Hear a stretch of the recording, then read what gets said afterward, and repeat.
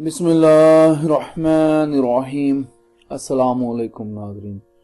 सब तारीफ़ें अल्लाह ताला की पाक ज़ात के लिए जो इस जहान की खालिक, मालिक और परवरदिगार है, और लाखों करोड़ों अरबों खरबों दरूद और सलाम अल्लाह ताला के आखिरी नबी और रसूल हज़रत मोहम्मद मुस्तफ़ा अहमद मुजतबा सल्लल्लाहु ताला अलैहि वसल्लम पर।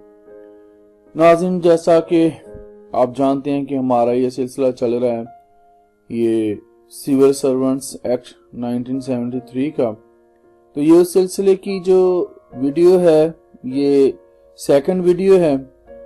तो यानी कि एक सरकारी मुलाजम जो है, अगर उसको उसकी नौकरी से बर्खास्त कर दिया जाता है या उसके खिलाफ कोई कार्रवाई चल रही होती है तो वो कैसे चलती है, और अगर उसने नौकरी पे बहाल होना होता है तो उसका क्या तरीका कार है, ये हम लोग जो हैं ये इस कानून के तहत और इसके जो रूल्स हैं END उनको हम लोग डिस्कस कर रहे हैं। तो मेरा ख्याल है इस कानून पे मैं 2 से 3 मजीद वीडियोस बनाऊंगा। तो चलते हैं इसको जानने के लिए अगली स्लाइड पर। नाज़रीन, नजरसानी को आज की इस वीडियो में हम लोग डिस्कस करेंगे। आपको पता है नाज़रीन, पिछली वीडियो में हमने अपील के बारे में जाना था कि अपील किस तरह की जाती है अगर कि जो सरकारी मुलाजम होता है उसके खिलाफ जो इंक्वायरी चल रही हो, और किसको की जाती है ये भी जाना था, और अपील के तहत क्या फायदा हो सकता है एक सरकारी मुलाजम को अगर उसके खिलाफ जो है महकमा जो है इंक्वायरी कर रहा हो। तो अब हम नजरसानी के बारे में बात करते हैं कि नजरसानी की दरख्वास्त जो है वो किसको दी जा सकती है और क्यों दी जा सकती है। आज की हमारी वीडियो का जो मौजू है वो है नजरसानी यानी कि रिव्यू।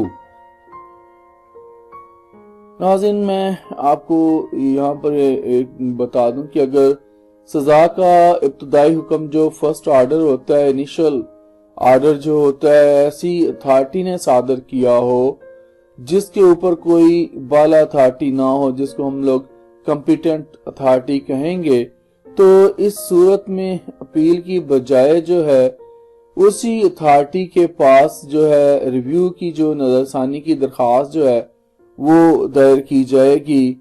तो नाज़रीन, इसी कानून के तहत सरकारी मुलाजमीन की गैर कानूनी हरकत का इर्तिकाब करने पर जो सजाएं दी जाती हैं और उन सजाओं के तरीकाकार के बारे में मैं इंशाअल्लाह अगली वीडियो में आप लोगों को जरूर बताऊंगा।